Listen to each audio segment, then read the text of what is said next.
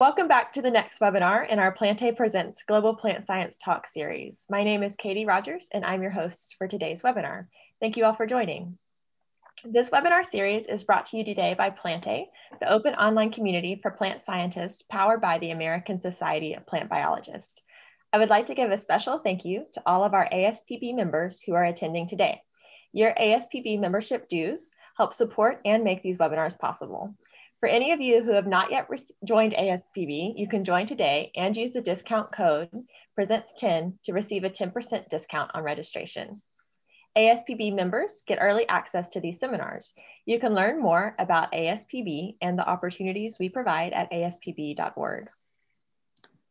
Many of you may have attended ASPB's annual plant biology meeting in the past. Each year, this event brings together plant biologists to talk about the latest research topics. In 2020, this event was held completely online and we had over 2,500 participants. Travel awards are currently open to attend Plant Biology 2021. We're hoping that it will be in person this year, but are also planning to have either hybrid or online options as well. More information about funding opportunities can be found on our website. Notice that the first two deadlines are coming up pretty soon. We have an upcoming panel all about specialized metabolites coming up soon. This is a great chance for you to present your work in this series. All you have to do is submit a 7-minute video of your research. We will choose the top 4 videos to premiere live, then have speakers join in a panel discussion afterwards. These have been a really fun way to include more people and have more interactive webinars in this series. If you work on metabolites, send us a video. If you have suggestions for new panel topics, let us know in the chat box. Today's talk is the 23rd talk in our Plantae Presents webinar series. We've had so many amazing speakers this year. If you haven't already done so, do check out our archive to watch all the previous talks in this series. You can find information about each event on our plantae.org blog and subscribe to our Plantae YouTube channel to get notifications when new recordings are posted. All right, so those are just a few opportunities available from ASPB. Become a member, follow us on social media, and subscribe to our weekly newsletter, The Signal, to get more updates and opportunities directly in your inbox. If you need to leave this webinar early today, know that a recording will be available within a few days. Today's talks will each be 20 minutes. As you listen to each talk today, add questions for our panelists in the Zoom question and answer Q&A section. Questions that are specifically for our panelists should be submitted there in the Q&A section to make them easier for our moderator to navigate. You'll also notice that there is a chat area open. This section is for you to introduce yourselves, say where you're from, and connect with your colleagues. All right. I'll now introduce our moderator, Augustin. Augustin is a geneticist and received his PhD in plant sciences from the Australian National University. He has been an assistant professor of plant physiology at the Federal University of Viçosa in Brazil since 2015.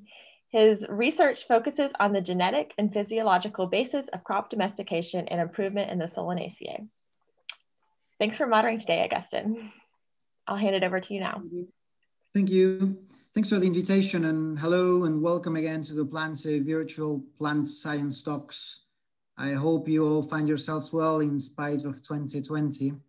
I'm very happy to present the last talks of the year, and I think we're in for a treat because we have two superb speakers in the lineup. The first is Dr. Zach Lippman, who is professor of plant biology at Cold Spring Harbor Laboratory and the Howard Hughes Medical Institute Investigator. His research group integrates genetics, development, genomics, and genome editing to study flowering and flower production in nature and agriculture. His contributions to plant genetics and genome editing were recognized by receiving a MacArthur Fellowship and the US National Academy of Sciences Award in Food and Agriculture. So without much further ado, with you, Dr. Zach Lippman. Thanks, Augustin. Hope everyone can hear me. It's great to be here, and also want to thank ASPB for organizing these great seminars, which have been a really impressive addition to a very difficult time for everybody. So I'll be telling you in general about our overall interests in the lab, which is about mechanisms of quantitative trait variation. And this is a field from our summer this past summer, where we were fortunate to be able to easily socially distance and collect a whole bunch of data on a series of experiments that I'll tell you about today. And this is the kind of series of experiments that's really critical to evaluate quantitative trait variation, as I'm sure everybody is familiar with, have very large scale experiments in the field, especially with a crop like tomato, which is our primary model of interest. Just in general, we're very interested in stem cell control and the relationship of genetics of stem cell control to the ultimate output of the plant, which is yield. And so we're trying to bridge the fundamental and the applied through a series of quantitative genetic biology experiments. So I want to begin with a paper we published this past year in collaboration with Mike Schatz at gosh, I'm blanking on where he's from. Anyway, Mike Schatz is a longtime friend and collaborator, and we've been working together for a number of years now and published a paper on looking at the structural variation in 100 different genomes of tomato. This was done by long-read sequencing in collaboration with Dick McCombie and his team at Cold Spring Harbor using Oxford Nanopore long-read sequencing. And using this, we were able to basically essentially reveal more than 230,000 structural variants that had been previously hidden by short-read sequencing. And one of the take-home messages that we could take from molecular phenotyping was that 40% of these structural variants were within or nearby genes, within being plus or minus 5 kb, and 80% of those were within regulatory regions, within those plus or minus 5 kb. And we found that about 10%, which is probably an underestimate, were associated with changes in gene expression. So we did a lot of work in this paper to also give some functional information on some of these structural variants, particularly duplications. And we were able to use genome editing to demonstrate the functional significance of these duplications. But in general, we've been very interested in structural variants that impact cis-regulatory regions. And so the questions that we're always asking ourselves, and that I'll get when I give presentations, are, well, what are the phenotypic consequences of all these structural variants, if any? And so it really boils down to a more basic question, which is, what are the rules of cis-regulatory control? How can we understand how cis-regulatory regions are organized, how perturbation of these cis-regulatory regions affect not only gene expression, but ultimately phenotypic outputs? So for a number of years, we've been interested in this question as it relates to the structural variation that we discover by genome sequencing, but also from structural variants that we certainly know already from a lot of quantitative genetic studies and QTL cloning that impact domestication and breeding traits in plants.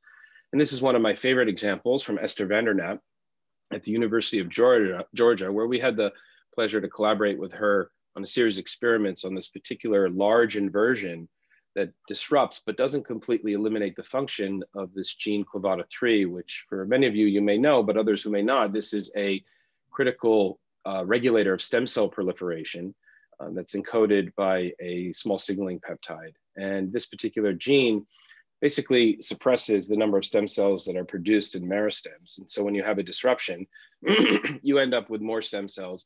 And at the level of developing flowers, this results in additional organs in the flower and in the fruit, represented here by the additional number of locules in the fruit, which increases fruit size. And this was a major domestication QTL, as you can see, as you take fruits from 2 or 3 locules to as many as 7 or 8 locules. And again, this is an inversion that is effectively a deletion of the promoter because it's shifting it in such a large way distally from its actual proximal position, leaving about 1 kilobase of the promoter intact. So this is one of many examples of where promoter disruptions can affect expression and phenotype. Rare to find such strong phenotypic consequences from these structural variants, but there are probably many others that have weaker phenotypic consequences that we're just not able to easily assay. So a number of years ago, we took a reverse approach, which was to ask, can we engineer or mimic the kinds of effects that we see in nature, for example, with this clavata3 inversion promoter allele? And for this, we designed a relatively simple approach where we use multiplex CRISPR-Cas9 mutagenesis, in vivo mutagenesis of this promoter of clavata3 to create a series of deletions and insertions and other types of small indel mutations to see if we could create not only a mimic of this particular QTL of clavata3, which is known as fasciated, but also to see if we could engineer a whole series of different quantitative effects. And we published that in 2017. In unpublished data, we've since expanded that to about 30 different alleles. What you can see here is a graphical representation of a whole series of perturbations based on these guide RNA positions, small and large deletions, inversions, and small indels. It's a bit easier to see these now with the way that we encode them in 20 base pair windows, where the deeper the purple, the greater the perturbation, in this case, deletion of a 20 base pair window in long stretches, as you see, for example, here, and red we're showing inversions. And so these 29 alleles, including one promoter allele that essentially gives you the mimic of a null allele because you essentially delete the entire coding sequence, and another allele, allele 28, really shows that you can create not only a mimic of the natural QTL and inversion allele that arose several thousand years ago, but also essentially everything in between here. So the true quantitative continuum of variation can be engineered by targeting cis-regulatory regions. And if you start to do a little bit of a coarse look at how these regions partition, you can see that some of them essentially have no effect relative to wild type. Some of them have very weak subtle effects where you go from 2 to about 3 to 4 locules. Some of them push you to even 5 or 6 locules where you're mimicking the QTL effect of the clavata 3 inversion, and then some push you towards almost the null effect as if you completely knocked out the gene. And in some ways you can see that these proximal regions seem to be involved, but not a major contributor to controlling the phenotypic output. The distal regions are seeming to be a bit more involved, and together it seems to be a more enhanced effect. So we've been interested in what these kinds of allelic series and deletion allelic series can tell you about the organization of cis-regulatory regions. And we're looking at this in the context of also conserved non-coding sequences in collaboration with Madeline Bartlett, the University of Massachusetts Amherst. And so here you're looking at regions of similarity across several Solanaceae species down to pepper. And you can see that there are these blocks that we've defined as R1 through R4. Some are not conserved all the way down to pepper. This one's conserved through potato. You can see that these regions are likely pointing towards functionally important cis-regulatory sequences. And so Xingang in the lab, a postdoc, has been going and looking at these in a more fine-tuned way through what we're calling microbashing, creating a series of alleles that target the R1, R2, R3, and R4 region. And I think what you can see already highlighted here is that several alleles in the R1 and R4 regions very weakly push you towards having a higher consequence of 3 and 4 locules, as evidenced by the light blue and the yellow here.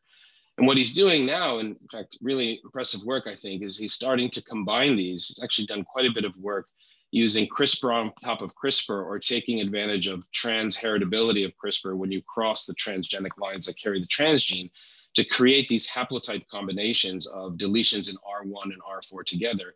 And you're getting now these enhanced effects. And through a lot of data that I don't have time to share with you today, he can show that there's a lot of complexity that's hidden in cis-regulatory control, including synergistic epistatic interactions, additivity, and regions of redundancy, just straight up flat redundancy, as you would see between genes in a classical redundant relationship. So this really does suggest that there can be a way to dissect rules of cis-regulatory control and phenotypic outcomes. But of course, this is only one particular gene, one phenotypic output, and one promoter that we're evaluating. Obviously, these rules are not going to be the same across different genes, but it does point to the importance of being able to do functional in vivo dissections, perhaps being guided by conserved non-coding sequences. And so for that, I'm going to tell you the bulk of the story today, which has to do with another trait that we've been working on for a number of years, and that's the inflorescence complexity of the Solanaceae family in general. Tomato is well known, as I'm sure many of you have seen and are familiar with, to create one of these linear multi-flowered inflorescences. We would call this tomatoes on the vine in the grocery store. But you have a number of Solanaceae species that have this remarkable variation in inflorescence complexity. For example, tobacco, which will make a single flower, a few leaves, and then a single flower inflorescence. You have some species like Solanaceae, which will make this massive overproliferation of branches and flowers. And then you have wild relatives of tomato, this one from Peru, which will make just a few branches and a few additional flowers on each branch. And the reason this is so nice is that it tells you that evolution has been able to tune the system architecturally in terms of the inflorescence and flower production. So again, we were wondering whether it was possible, using genes that we already know have mutant phenotypes that mimic the wild Solanaceae, whether we could similarly tune this quantitative trait like nature and evolution has done. So we've been taking advantage of this particular mutant known as S. That's the shorthand name for simple inflorescence, because counterintuitively, it converts it to a highly branched inflorescence. So the gene encodes for a simple inflorescence. It's a mutation in a gene known as Wuschel homeobox9 of the Wuschel family, which I'm sure many are familiar with. And what we know from a number of years of both genetic and molecular work is that what happens with WOX9 mutations, and particularly these natural mutations that disrupt highly conserved amino acids in the homeodomain, is that you end up with a prolonged maturation of the meristem from a transition state into a floral meristem. And what that ends up doing compared to wild type is allowing these initial inflorescence meristems to elaborate additional inflorescence meristems, which then converts those into branches and then this massive cluster of flowers that you see here, which mimics the species Solanum mitlensi. From an agricultural point of view, this might look like it's an attractive genotype to have, but in the case of tomato, compared to the wild species that you see here, this creates an imbalance in the vegetative and reproductive growth, and you actually don't get higher productivities from these plants. They're actually lower yielding than what you see in wild type tomato. What we'd rather have is something that mimics the wild relatives of tomato, like Solanum peruvianum that I showed you on the previous slide and shown again here, where you have just a gentle increase in branching, which then would give you higher fruit and flower and fruit production. And so for this, we're wondering whether we could explore in a more thorough way, more comprehensive way, the significance of the cis-regulatory space. In other words, the mutational space that exists in cis-regulatory regions to give us potential quantitative phenotypic outputs. But before that, and based on what we had learned from the clavata3 promoter mutagenesis work, we realized that we needed to have a better understanding of cis-regulatory regions overall. And for this, we collaborated again with Madeline Bartlett at UMass Amherst and also Idani Froni at the Hebrew University. And internally in our lab, we had generated a series of ATAC-seq data for accessible chromatin analysis. And then with Madeline and Idan primarily, we were working together to generate, using all of these Solanaceae genomes, a deep collection of conserved non-coding sequences to be able to look at orthogroups of genes, orthologous gene groups, and identify conserved non-coding sequences in cis-regulatory regions, upstream and downstream of genes, and ask what is the relationship to ATAC-seq peaks. Now, you've seen this in animals, you've seen this in plants. There's clearly and often a relationship, an overlap of conserved non-coding sequences and open chromatin regions. And we see the same here in tomato. What I think was really telling and very nice to see is that if you look at the ATAC-seq window that we've defined, and this data comes from meristems itself, we profiled meristems for this data. If you look at these windows, you can see that the density of highest conservation overlaps with the midpoint of these ATAC-seq windows. And I think that's kind of a small but important point, because it really does point to the idea that these are likely proxies, these conserved non-coding sequences, for functional cis-regulatory control. And so it really points to these regions as being critical for those regions that have the potential to give you quantitative phenotypic perturbations, or qualitative for that matter. So if we look at this with respect to the WOX9 gene, this is a classic VISTA alignment of the promoters of WOX9, which for many genes is not possible because there's been so much evolutionary change in promoters, even among Solanaceae, that you can't align them. For WOX9, you actually can, and using the algorithm that Idan developed in the purple, we can see these blocks also overlapped here with the green bars of the conserved non-coding sequences upstream of WOX9. And if you zoom in a little bit closer to some of the more distantly related species that we work with, ground cherry, tobacco, and petunia, you can see based on several algorithms, there are these nice regions of open chromatin that overlap with these conserved non-coding sequences. And some of this sequence similarity and identity even exceeds that kind of sequence identity that you see within the coding sequence of the WOX9 gene itself. So what we've done is taken advantage of this CRISPR-Cas9 multiplex mutagenesis drive system that we developed a number of years ago, and a postdoc in the lab generated 23 different alleles of this promoter. And what was really amazing to see is that these large deletions in the alleles 1 through 13, including a large inversion that came out of a old fast neutron mutagenesis from Dani Zamir in Israel, you could see that these are the alleles that give you branching of a quantitative range, but only when you perturb portions of this open chromatin and conserved non-coding sequence region that's distal to the transcription start site.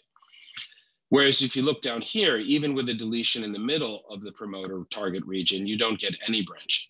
So this really points to being able to define a particular cis-regulatory region to affect a particular quantitative trait.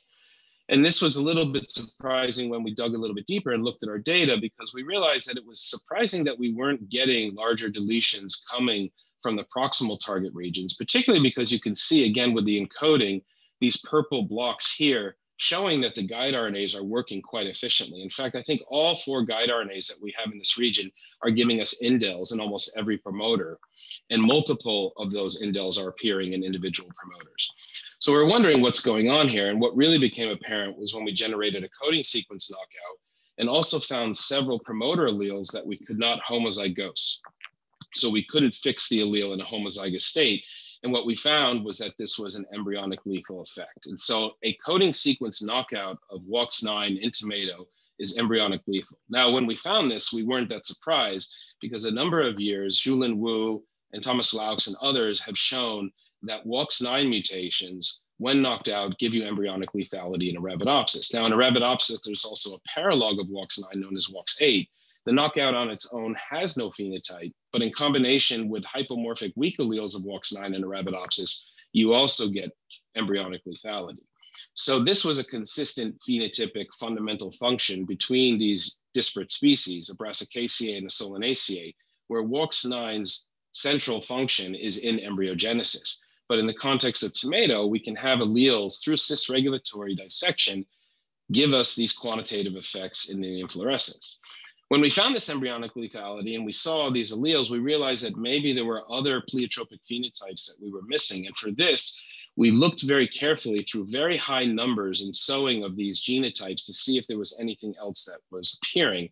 And it was quite clear after sowing hundreds of these lines that there were a number of embryonic and vegetative stem cell defects that emerged, including poor germination, post-germination meristem termination, and a series of stem fusions or overall meristem disorganization that would give you these types of fasciated phenotypes that you see here on the lower right. So this also now suggested that there's a whole series of hidden pleiotropy that can span both embryonic, vegetative meristem, and reproductive meristem function. And this was all being revealed through the cis-regulatory dissection that we had done in tomato using the CRISPR-Cas9 mutagenesis approach. This is a nice 2 alleles that I like to show because it illustrates how the cis-regulatory dissection can more or less partition the pleiotropic functions. This is allele 14 and 9, which have shared small indels in these proximal regions, which gives a shared meristem embryonic termination phenotype at a very high penetrance. What's really nice about these plants is that they'll often put out side shoots, and those axillary side shoots that develop will produce vegetative meristems that produce normal inflorescences, but only if the distal taxi peak is intact. If it's deleted, you end up with branching.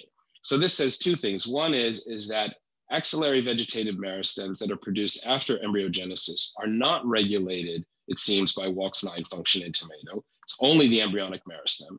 And that as those inflorescences develop from these vegetative meristems, they will only branch if the distal peak is perturbed. And so again, pointing to this ability to dissect cis-regulatory pleiotropic functions. So this is a midpoint conclusion that if you have open chromatin and conserved non-coding sequences and developmental genes, it's possible to reveal the pleiotropic functions and partition those functions. And within that partitioning and within each region that defines that particular function, you can achieve quantitative trait variation. And so we were wondering in the last year or so whether or not this type of pleiotropy and its cis-regulatory control was conserved. And for this, we turned to a new system in the lab that we've been developing with Joyce Van Eck at the Boyce Thompson Institute, which is ground cherry. Ground cherry is related to tomatillo. It's in the genus Physalis, and it's most known probably for the husk that surrounds the fruit, which you can see here on the upper right. It's a distantly related species to tomato. It's got a genome now, which we've developed, and it has genome editing and also tissue culture, which was developed by Joyce. And so we can do functional work on ground cherry, including the type of cis-regulatory dissection that we did in tomato. And here, what's nice to see is that if you compare the promoters of ground cherry to tomato, the majority of the conservation in the promoter between the 2 species is found within those 2 open chromatin regions and conserved non-coding sequence blocks that we saw in tomato that are functionally relevant. And so if we target with multiple alleles generated by CRISPR, the proximal region of this ground cherry genotype, we end up with a high percentage of meristem termination which is shown here on the right. Normally you would have 2 cotyledons, the meristeme is terminated here, and 1 cotyledon never even develops. So this is consistent with a conserved cis-regulatory pleiotropic function across these 2 species in the Solanaceae. When we looked at the distal region, we were pleased to see, albeit rarely, these phenotypes that are similar to the types of inflorescence branching that we see in tomato, but with one fundamental difference. These twin flowers and twin fruits that you see here, they actually emerge because tomato, compared to ground cherry, makes a multi-flowered inflorescence, and ground cherry makes a single-flowered inflorescence. So that single floral meristeme is now elaborating in a very weak way compared to tomato, probably because it doesn't have the fundamental program of meristeme radiation that already exists in tomato. In ground cherry, instead, you have what looks to be just a slight elaboration of the floral meristeme as it develops to give you this type of mimic of the tomato phenotype that we see when we target this region in tomato. What was more apparent and actually much more interesting and surprising is that compared to tomato, which makes a single branch after flowering, ground cherry will make 2 side shoots. And what we found when we looked at these distally targeted mutants is that many of them started to create 3 and 4 branches instead of the 2 that you see in wild type, which is quantified here in yellow. And so this was saying that the overproliferation of meristems was now occurring in a slightly interesting and different way from tomato, but it points to a fundamentally conserved pleiotropic role for this gene in controlling reproductive, post-vegetative reproductive branching syndromes between these distant species. And these species represent about 23 million years of evolution. So these functional data between these 2 species point to a few key messages. And I think one of them is that we're now able to look at genome editing in a slightly different way from what's currently in the literature. The generalized view of phenotypic outcomes from genome editing, not only in plants, but also animals, is that if you target coding sequences, not including redundancy, that if you target a coding sequence, you're much more likely to have a qualitative effect because of a gene knockout. But if you target regulatory regions, you're going to be biased more towards having quantitative effects. Now we know that through this approach, you can also expose and partition and reveal these pleiotropic functions of these genes, and then understand and dissect the critical cis-regulatory sequences or regions that are responsible for that pleiotropic control. And so this is a nice example from WOX9, and now we're going into other examples in the lab to see to what extent this is going to be happening for other developmental genes. Now, beyond this fundamental point, I think it's important to mention that this has implications for agriculture and the ability for us to potentially now exploit pleiotropy. There are a whole series of genes where, for example, coding sequence mutations would be undesirable, but perhaps through cis-regulatory dissection, you could bypass the undesirable pleiotropic effects and focus on the particular trait that you want to modify and modify it in a quantitative way. And I think this is going to be a nice and exciting future set of experiments where we do thorough in vivo functional dissection of cis-regulatory DNA, not only in tomato, but in other crops to see to what extent this is possible. So with that, I'm gonna just thank people in the lab. There's quite a few people that contributed to the work. I spoke mostly about Xingang's work and Sophie's and Anat's work. These are postdocs in the lab, and a little bit of work also from Lindsay, a graduate student. A number of other people have contributed. We have a number of collaborators and Madeline Bartlett and Joyce Van Eck. And of course, I want to thank my funding agencies. Thanks very much.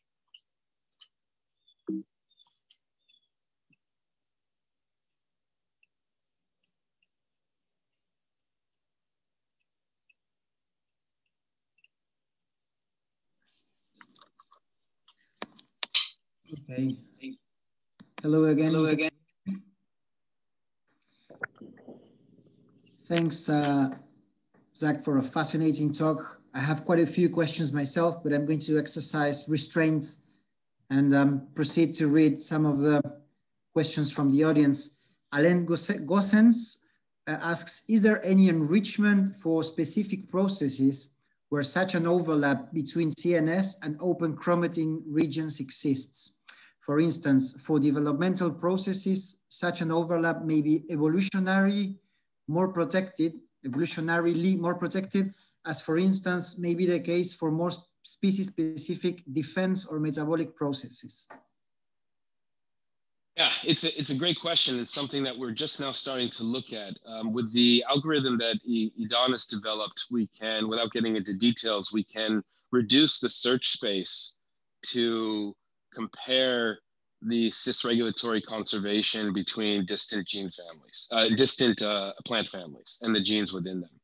And so it really begs the question of whether, for example, old genes, very old genes in terms of amino acid identity, would also have very deeply conserved regions of cis-regulatory control, whereas genes, families that are more rapidly evolving, like disease resistance genes, where you have a lot of functional arms race things going on, would be less likely to have that overlap. And so we don't have the answer, but there's some really nice questions and hypotheses that you can very quickly ask, which is one of them is related to your question, to see whether that's going to be the case. And I think it's now just a matter of doing a systematic computational analysis, not even having the open chromatin data. I think the cis-regulatory conservation is going to be enough for us to be able to ask that question.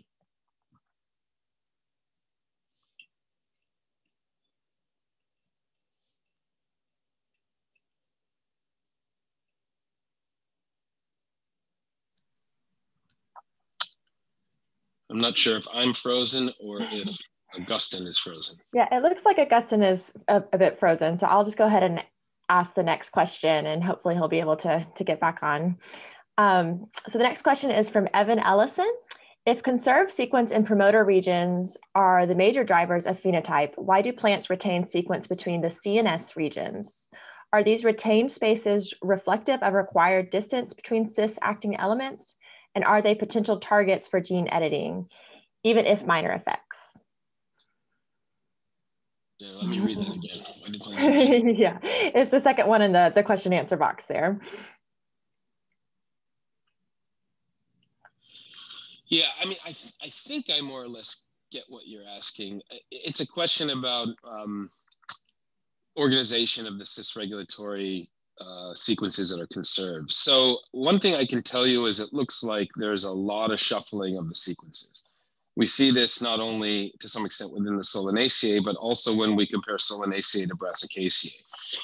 We do see a lot of this shuffling, and the clustering that we see gets disrupted, for example, if we compare tomato and Arabidopsis walksnii, and also the order and orientation. So what I think is going on is that for a lot of genes where there is this conservation, as long as you have those elements in some position, in some form, it seems to be all that you need, we think, in order to have the conservation of pleiotropic functions. We don't know to what extent that divergence might be driving to some extent subfunctionalization or new functions that might arise, again, because we don't have enough examples. But I would argue that there's a lot of this hidden conserved pleiotropy, and we have data to demonstrate this also in Arabidopsis.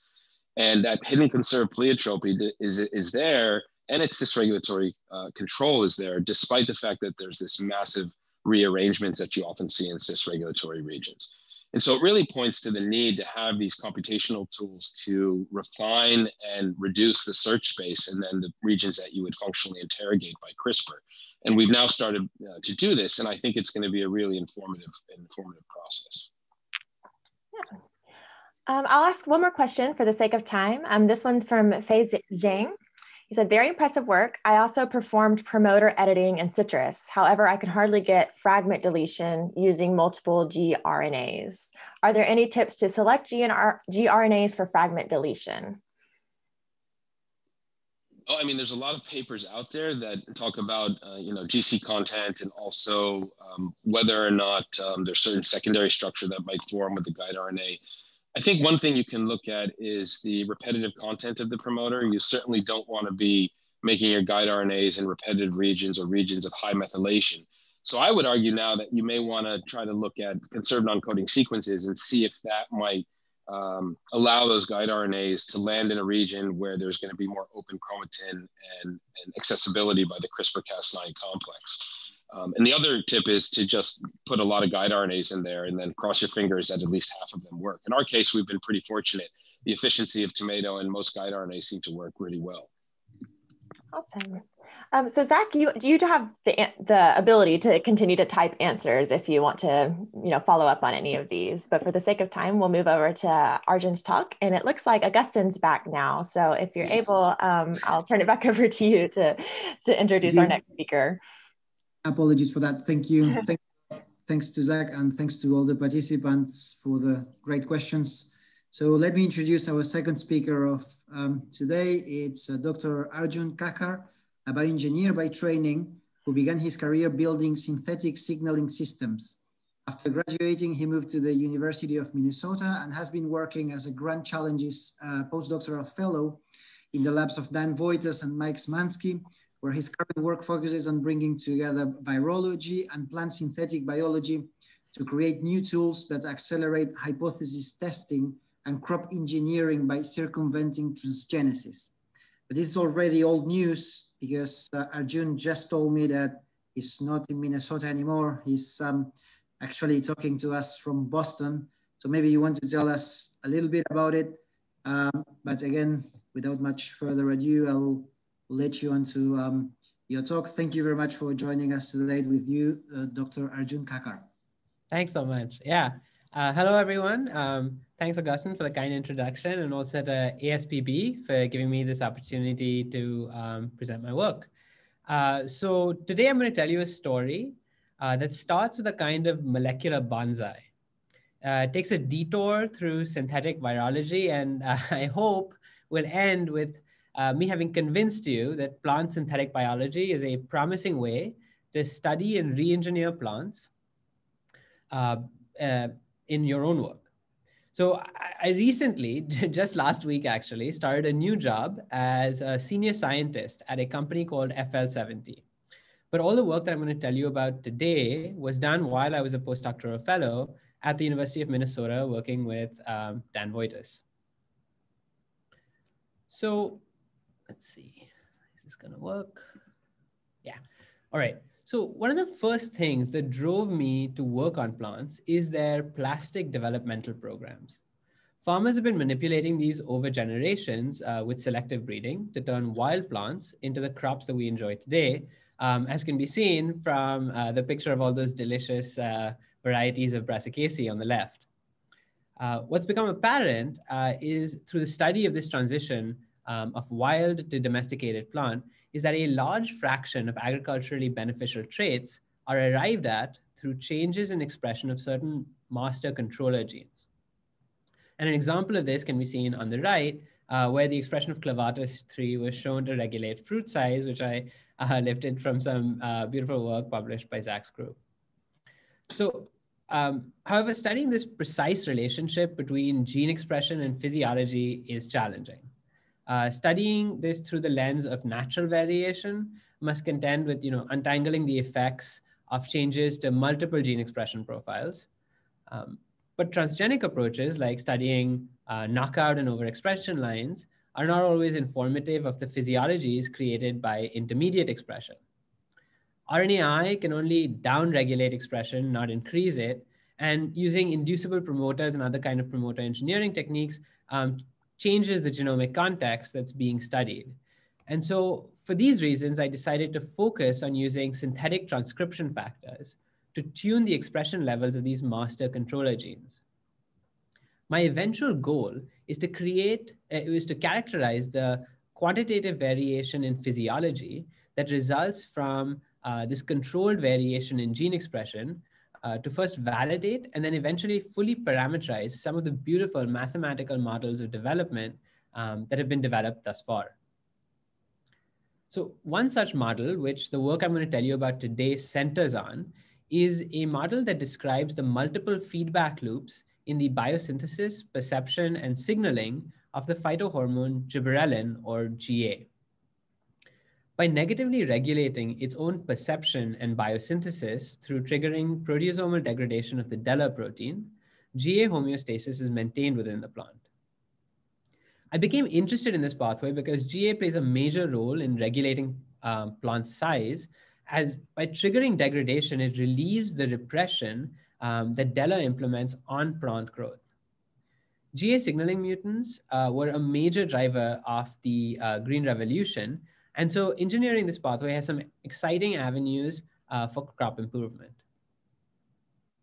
So to first explore this question of how gene expression controls physiology, I decided to focus on the single DELA protein in tomato called Procera. I designed and built transgenic tomato lines that had synthetic transcription factors targeted to titrate the expression of this gene both up and down. Based on previous studies using other techniques, and then the model that I told you about previously, we'd expect that repressing Procera would lead to gigantism and activation would lead to dwarfing. The hope was that by characterizing both the molecular signaling and the phenotypes of these lines, we could start to parameterize the model I mentioned previously to be predictive in tomato. But this was the beginning of some very hard lessons for me, having never worked with crops before. We're almost 2 years into this project now, and only now beginning to get the T2 seeds that we can start phenotyping at greenhouse scale to really get reliable numbers on phenotype. And our preliminary results are promising. We observed that in a T2 line with an activator that had modest expression targeting this Procera gene, we observed a modest but significant dwarfing in stem height compared to the wild type control, which is in line with our expectations, as you can see from the box plots on the right. We also characterized several lines across both the activator and repressor genotypes, and we can see significant dwarfing of the activator lines compared to the repressor lines, as depicted in that box plot, which is in line with our expectations. We're now in the process of setting up greenhouse scale phenotyping and measuring gene expression for all of these lines to begin collecting that data for model parameterization. But probably the most important thing that I learned from this project is that this approach of stable line generation, while tedious in Arabidopsis, is almost prohibitive in its cost of both time and money in crop plants.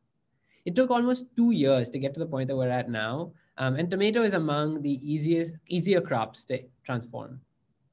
This years-long timeline in the generation of transgenic lines slows the iterative design, build, test cycle of synthetic biology to a crawl. And so I tried to think about a way to get around this issue. I conceptualized a system called Viparinama, which is a Sanskrit word meaning to change, or Vin for short, in which transcription factors are delivered to an adult plant via an RNA vector, which can spread systemically through the entire plant and be stably maintained, thereby altering the transcriptional landscape to create the desired trait without necessitating transgenesis. The biology of positive single-stranded RNA viruses makes them an ideal starting point to build these vectors from. They can move systemically through the plant, be stably maintained for long periods, and tend to have very broad host ranges, meaning once we develop Vin vectors, we could potentially use them across a broad range of crop species. Over several years, virologists have identified regions of the viral genome in which additional gene coding sequences can be added to allow them to be used as tools for protein production. By adding synthetic transcription factor coding sequences, these viruses could then be used to build Vin vectors to alter transcriptional regulation systemically. But there are some major hurdles to overcome to actually adapt these viruses for Viparinama. First, and most importantly, most viruses have very limited loading capacities, less than a kb, making loading most synthetic transcription factors that are larger than this challenging. They also tend to move in a patchy, non-uniform manner through the plant, which would not be ideal if you wanted to change expression across an entire tissue. So to overcome the cargo capacity limitation, I decided to focus on Cas9-based synthetic transcription factors. The large protein component of the synthetic transcription factor, namely the Cas9 fused to a transcriptional effector domain, is expressed from the genome of a transgenic plant. This can then be targeted to regulate any gene of interest by delivering small guide RNAs on a Vin vector. To overcome that non-uniform movement of the virus, I incorporated a tRNA-like motif from the Arabidopsis FT protein into the viral vector. Because this has been shown previously by both our group and others to enhance viral movement. So we first set out to test Vin vectors in an engineered line of Nicotiana benthamiana, and we sought to try and use them to reduce the strength of negative feedback in the regulation of gibberellin biosynthesis. This feedback is implemented by GA triggering the degradation of the DELA protein, which activates the enzyme GA20OX. And this enzyme is the rate limiting step in GA biosynthesis. So to do this, we built transgenic lines of Nicotiana benthamiana that constitutively expressed a gibberellin responsive repressor called a GA-HACR. This Cas9-based repressor has a GA degron in it, such that it represses expression until there's a threshold level of GA within the cells, at which point it degrades, relieving repression. In this way, it behaves in the exactly opposite manner as the activating DELA protein does at the GA20 OX promoter. We also included expression cassettes for a luciferase reporter and a guide RNA to target the GA-HACR to that reporter, creating a GA biosensor, where higher GA levels would result in a higher luciferase signal. We then used Vin vectors based on the tobacco rattle virus to deliver guides that target the GA-HACR to the GA20 OX genes in benthamiana via agroinfiltration. By acting in opposition to DELA's gibberellin-dependent activation of GA20 OX, this should weaken the strength of the negative feedback loop, which according to modeling would result in a decrease in GA levels. This is why we decided to build the GA biosensor line in the first place, as it gives us an easy way to assay the effect of this perturbation on the GA levels within the plant. When we characterize the expression of the targeted GA20 OX genes in systemic leaves, which are leaves above the point of delivery, several weeks after delivery, we observed substantial decreases in the expression of the GA20 OX genes in plants that were treated with on-target guides as compared to plants treated with off-target guide controls, as you can see from the box plots. We also confirmed that this perturbation had indeed reduced the strength of negative feedback in GA biosynthesis by characterizing the dose-response behavior of plants treated with on and off-target guides. We observe a more linear decrease in the GA20 OX expression with increasing doses of exogenous GA in plants treated with on-target guides as compared to controls, as you can see from the bar plots on the right. And this is consistent with weaker negative feedback. We also observe a decrease in the luciferase signal from that incorporated GA biosensor in the plants, in plants that were treated with on-target guides as compared to controls, which is consistent with that expected drop in GA levels predicted by the model. So this drop in GA levels should result in a reduction in cell expansion and so a reduction in leaf size. And when we phenotype the leaf area for systemic leaves, we do observe a small but consistent decrease in leaf size. So taken together, these results really show how Vin vectors can be deployed to reprogram synthetic transcription factors in plants to create both metabolic and developmental phenotypes in a matter of weeks, as compared to at quickest a year that you could achieve this with transgenesis. So next, I was interested in exploring if Vin could be applied to tune other aspects of GA signaling, specifically GA perception, by statically repressing GID1. But here again, we run into a problem because while the HACRs are great for hormone-dependent repression, for certain experiments, such as this one, it might be necessary to implement static activation or repression, or even both simultaneously on different targets. So to overcome this challenge, we built transgenic lines that constitutively expressed nuclease active Cas9 for programmable DNA binding or cutting, as well as a host of different RNA binding proteins fused to transcriptional effectors, with or without degrons. We can then use Vin vectors to deliver either full-length guide RNAs to these lines for genome editing, or guide RNAs that have their target sites truncated, which programs the Cas9 protein to just bind DNA but not cut it, as well as motifs at their 3' ends that recruit a specific RNA binding protein effector fusion to reconstitute the desired transcription factor at the loci of interest. So to test this system, we built Arabidopsis lines that express these components, and then use Vin vectors to deliver guides that target repressors to the 3 GID1 genes in Arabidopsis. We also delivered guides for the activation of PAP1, a key regulator in the anthocyanin biosynthesis pathway as part of this experiment, to demonstrate that simultaneous activation and repression of genes is possible. Overexpression of PAP1 has been previously shown to lead to anthocyanin accumulation, and repressing the GID genes in this way should result in dwarfing based on the models of GA signaling. We characterized expression of the target gene several weeks after delivery and observed the expected decrease in expression of the GID genes compared to controls, as you can see from the box plots on the right. And when we phenotype the rosette leaves of these plants, we indeed observed the predicted dwarfing in plants that were treated with on-target guides as compared to the off-target controls, as you can see from both the pictures as well as the bar plot, or the box plot rather, characterizing rosette leaf area. In addition, we were also able to demonstrate for these same plants that we observed an anthocyanin accumulation characterized both based on image analysis as well as chemical extraction, which is predicted by PAP1 activation, demonstrating how this more flexible system allows simultaneous activation and repression at different loci. So this data hopefully has convinced you that Win works pretty well in all of these model plants. But you'll remember the original problem that led me down this path was the long time scale associated with tuning DELA expression in tomato.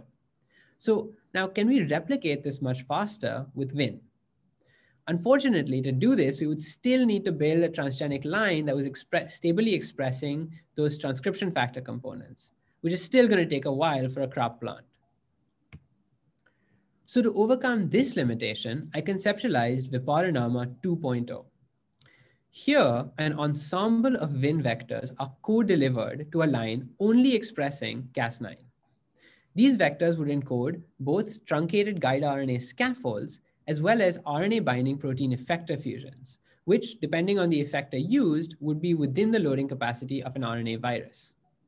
This enables the reconstitution of the desired transcription factor at the loci of interest, similar to what you saw previously, but here all that's required is a plant stably expressing Cas9. So this enables the effector that's being used to be easily swapped simply by using a different combination of vectors in the delivered ensemble.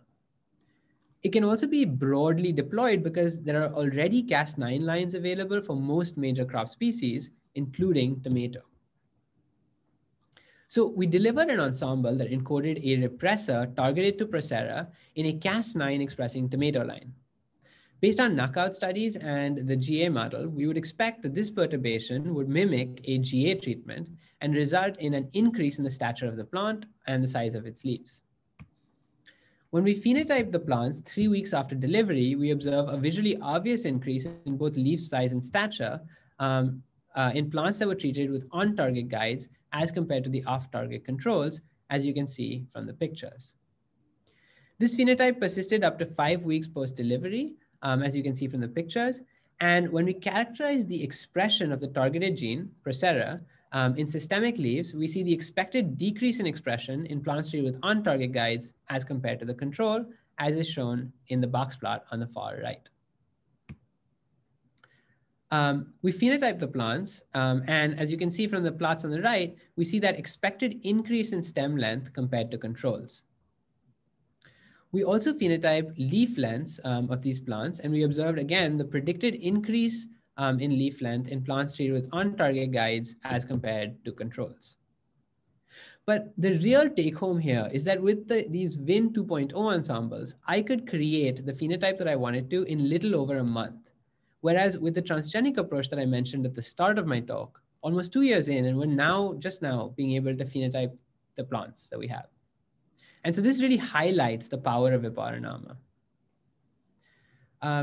There are two major thrusts that this work will take in the future. There's a great deal of work to be done to enhance the cargo capacity, persistence, and movement of these vectors. And I'll be working on getting them to the point where ideally one day they can truly replace transgenesis. Secondly, now that we have a system that we know works to rapidly deploy synthetic transcription factors in crops, I'm excited to try and use it to build and parameterize predictive models that link gene expression to physiology.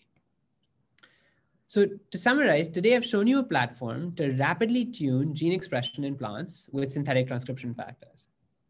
I demonstrated how it allowed us to alter different aspects of GA signaling in a range of plants and generate phenotypes that validated current models. And hopefully I inspired you to integrate these tools into your own work so that as a community, you can get closer to truly predictive models that relate molecular signaling to plant physiology. And so with that, I'd like to take a minute to acknowledge the University of Minnesota for giving me the fellowship to do all of this work. My team of undergraduate mentees who are absolutely invaluable in getting everything done, and to my lab. And of course, to all of you for your attention, and I'd be happy to take any questions. Thanks very much, Arjun. That was a fantastic talk. Some questions for you here. Brian Eyre asks, sorry, I missed it. In VIN 2.0, how do you get the Cas9 in the founder line to reconstitute with the virus delivered effector subdomain? How do we get it to reconstitute? Okay, so let me just go back a couple of slides. Here, so this basically explains it. So the guide RNA scaffold we're delivering has a target site and then an RNA binding motif as its 3' end. And we're co-delivering that with an RNA binding protein fused to an effector. So basically, the Cas9 will associate with the guide RNA and it'll get targeted to the spot on your promoter. And then because of that motif will basically interact with the RNA binding protein and then result in the formulation of that final synthetic transcription factor.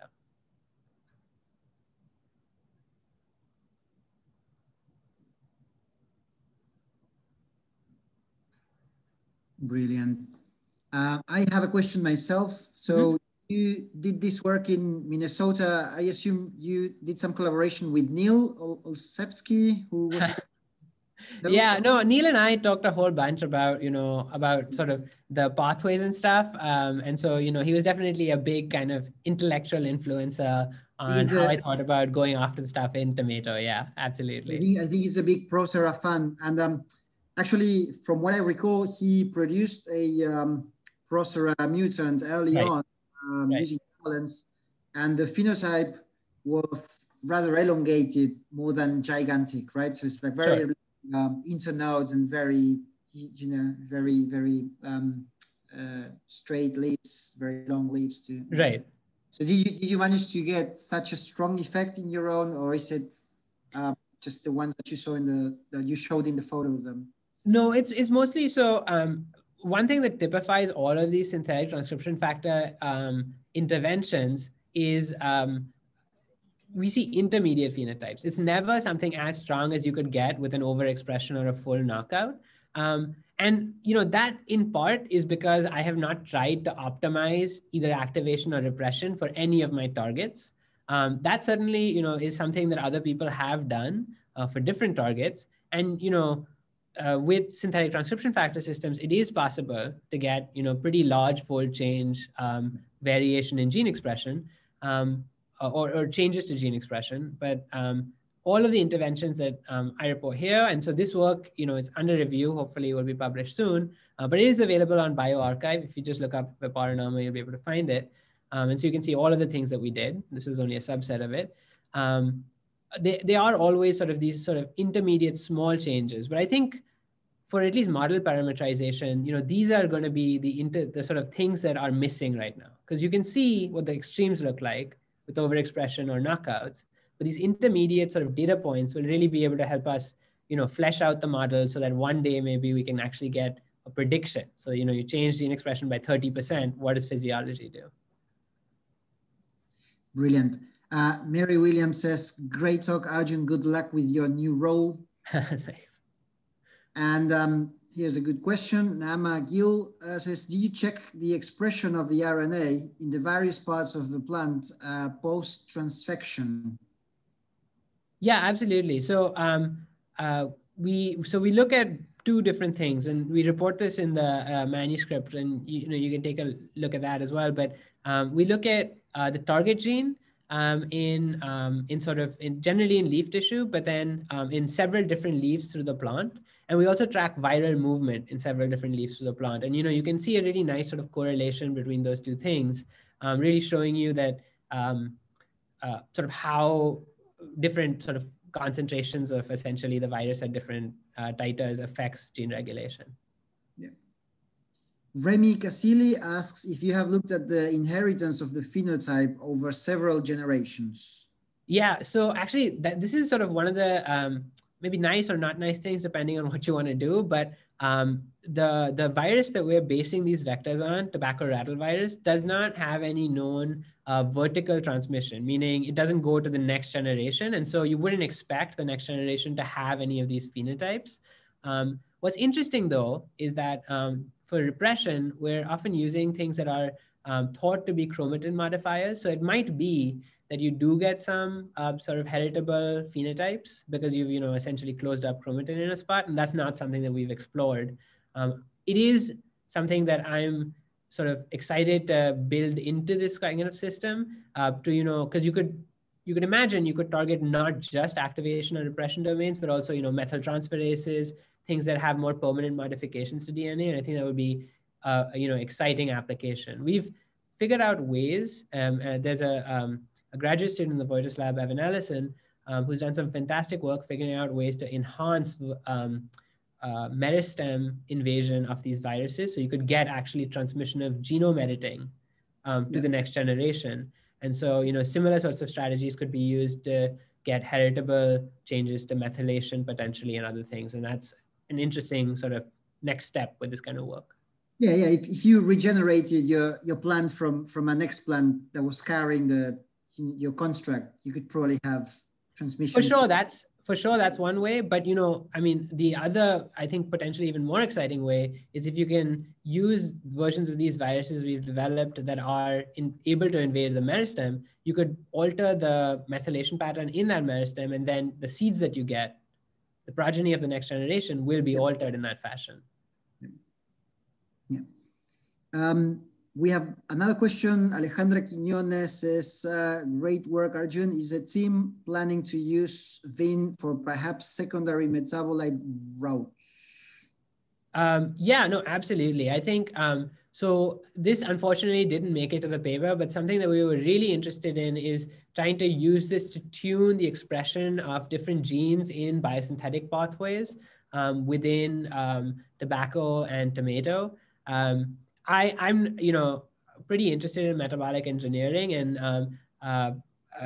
one of my advisors, Mike Szymanski, like that was the sort of focus of the work that the direction that we were going in pre-COVID. And I definitely think it is an exciting application that I hope someone else does follow through with.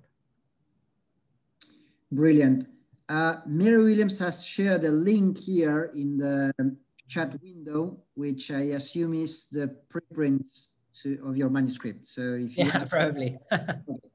Yeah. So yes. Okay. Thank you very much. Thanks, Arjun, and thanks to all the participants for the great questions. And thanks, Katie. I'll let you take over from here. Yeah, thank you, Augustine, for being such a great moderator, even with technical difficulties. I'm really glad that your mic and your technology came back. It's great to have you. Thank you all for joining, and thank you all for being such a great audience. And we had a lot of really wonderful questions today, and hopefully got a chance to scroll through those. We will be posting the recording of this webinar within a few days, so be sure to check that out as well. This is the last Plantae Presents series of 2020, so be sure to check back on all of the other recordings that are available. We will be doing this seminar series again in 2021, so stay tuned and be sure to be on the lookout for new registrations. Thank you all for joining, and I guess I'll see you again next year. Bye, everyone. Thank you. Bye-bye.